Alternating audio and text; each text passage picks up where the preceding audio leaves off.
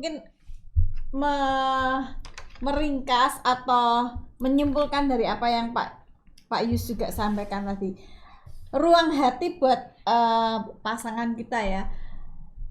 Saya memahami ketika kita memiliki ruang hati yang luas, kita sendiri akan berbahagia. Seringkali kalau kita tidak berbahagia dengan pasangan kita, karena apa? Karena kita tidak memiliki ruang hati yang luas dengan buat pasangan kita. Sesungguhnya kita harus memiliki ruang hati yang luas buat pasangan kita. Buat orang lain kita bisa, kenapa buat pasangan kita yang paling sulit?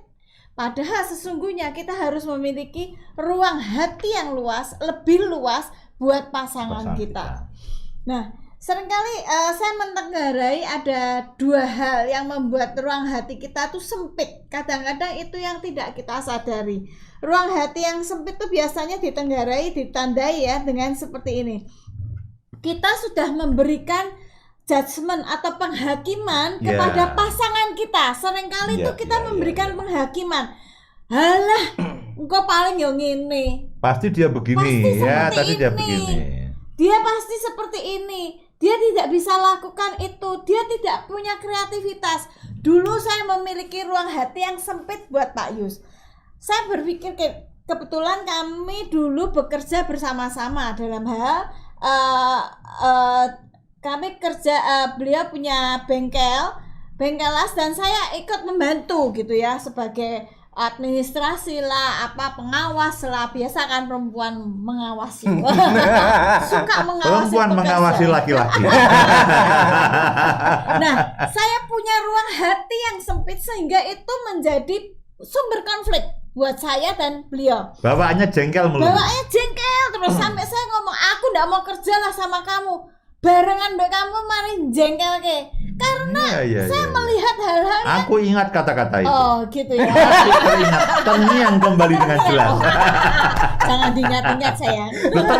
Teringat, kamu yang mengingatkan. Dulu seperti itu. Kenapa? Karena saya membatasi, menjudge dia. Dia tuh tidak tegas kalau sama pegawai. Saya lebih tegas gitu. Jadi kalau ada pegawai macam-macam, saya tuh pengennya sayang duluan, tapi saya menyadari Bapak itu imam, jadi Bapak itu pemimpin. Saya itu seharusnya mendorong dia, tapi bukan alih-alih mendorong dia, saya mengintimidasi dengan penghakiman saya.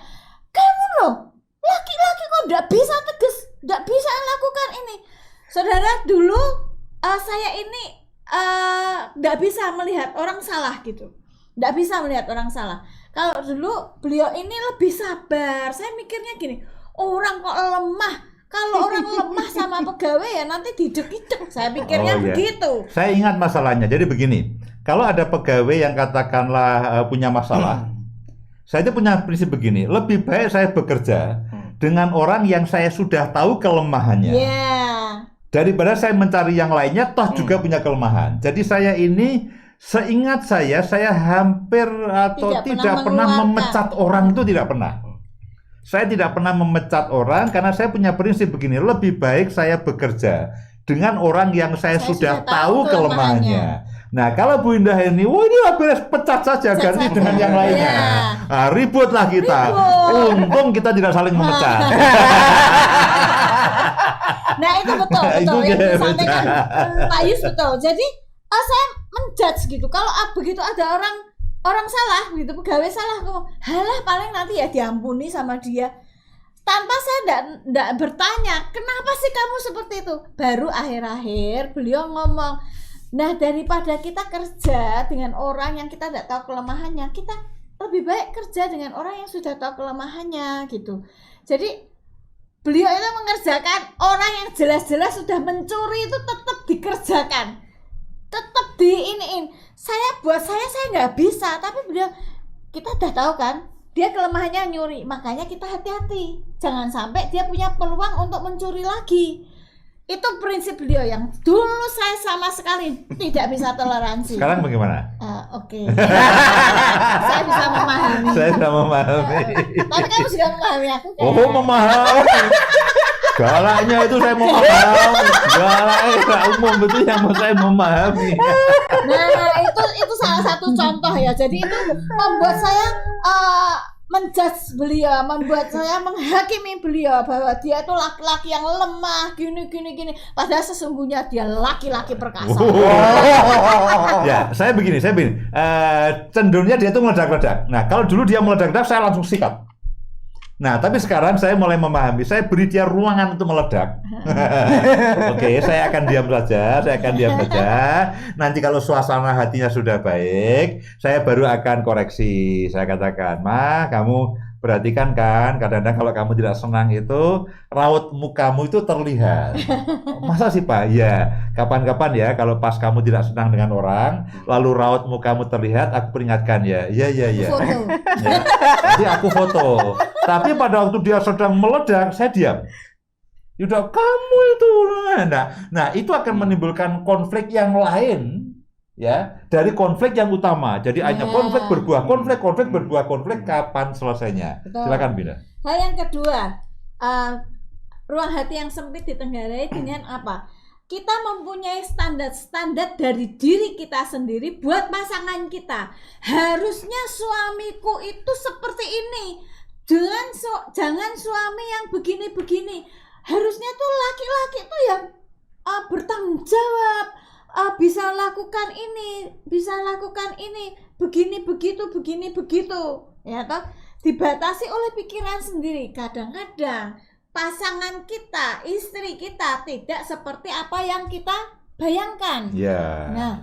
Kadang-kadang pembatasan dari pikiran kita sendiri kepada pasangan kita itu yang membuat ruang hati kita sempit. Ketika kita sudah punya batasan di pikiran kita untuk pasangan kita tidak bisa menerima apa yang beliau atau suami atau pasangan kita lakukan gitu. Jadi suami itu harus lebih mengutamakan keluarga daripada yang lain. Iya, memang betul harus mengutamakan keluarga, tapi ada waktu di mana mungkin dia sedang bekerja, lagi repot, dia harus bertanggung jawab dengan pekerjaannya, dengan bosnya. Kita harus punya ruangan gitu. Kita harus ngerti, kenapa sih kamu kok pulangnya terlambat? Kadang-kadang kan kita udah curiga dulu, jangan-jangan nih bojoku main kemana nih, dolan sama siapa nih. Nah, kadang-kadang punya gitu. Itu padahal sebetulnya pemikiran kita sendiri, bukan yang dilakukan oleh pasangan kita. Nah, itu akan membuat kita sendiri tidak berbahagia, membuat kita sendiri stres. Sebetulnya kalau saya pikir-pikir, kenapa ya dulu itu saya stres ya? Ya karena sebetulnya ya, saya juga heran kenapa kamu stres. punya suami baik kok stres. Betul seperti yang Pak Yus dulu yang tadi katakan. Saya itu tidak bisa menerima kalau beliau sedang stres. Saya berpikirnya gini, orang laki itu harus bisa melakukan ini. Kalau dia sedang stres dengan satu masalah, halah wong lanang kok ngono wae stres. Ya jangan stres, harus melakukan ini lah. Saya tambah stres. Yang pertama stres karena pekerjaan, yang kedua stres karena istri di rumah. Orang stres kok tidak boleh. Jadi itu membuat saya stres, membuat tambahan stres buat pasangan kita. Saya stres karena pekerjaan, melihat saya stres, dia jengkel, akhirnya dia stres. Stres saya jadi bertambah karena dianiaya oleh istri. Kok seperti itu? Nah, itu ruang hati saya dulu sempit sekali. Saya tidak bisa menerima kondisi di mana betul, suami stres gitu, nggak bisa saya. Saya dulu nggak bisa. Orang laki-laki itu harus gagah perkasa. Jos pokoknya harusnya. Jos gandos. Harusnya. Tapi pada kenyataannya pasangan kita itu juga manusia gitu ya. Jadi kita harus memiliki. Mungkin perlu kita ingatkan semuanya bahwa pasangan kita itu manusia. Manusia biasa. Manusia biasa, bukan manusia super, bukan robot yang kita bisa atur. Ada lagi, Bunda? Sudah. Oke, jadi itulah Bapak Ibu dan semua saudara sekalian, bahwa ruangan hati kita akan menentukan respon kita. terhadap keberadaan pasangan kita. Apakah kita marah, kita jengkel, kita tidak senang, atau sebaliknya kita senang, kita bahagia, bahkan dengan semua perbedaan yang kita anggap kekurangan. Ya, perbedaan yang kita anggap kekurangan terhadap pasangan kita pun kita bahagia, kita tidak punya masalah. Jadi saya ini belajar begini, saya ini sedang belajar bahwa saya tidak punya masalah dengan Bu Indah. Ngapain? Wong saya sudah punya masalah yang lain, masalah di luar itu banyak. Ngapain harus ditambah dengan masalah dengan istri? Kalau saya bisa menjadi oke, Bu Indah adalah orang seperti ini, ya seperti ini begini, masak ya tanggung, kadang enak, kadang tidak, oke. Ya, ya, kemudian dengan semuanya, oke saya berikan aja ruangan kebaikannya maupun ruang kesalahannya saya punya, sehingga ketika dia melakukan kesalahan, oh tenang saja, saya punya ruangannya. Ketika dia menjengkelkan, oh tenang saja, saya punya ruangannya. Sehingga ketika dia menjengkelkan, saya tidak jengkel.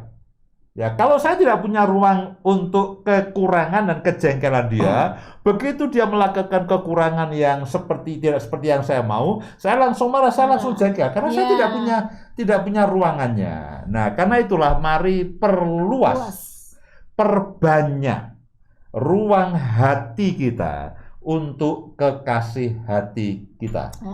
Ya,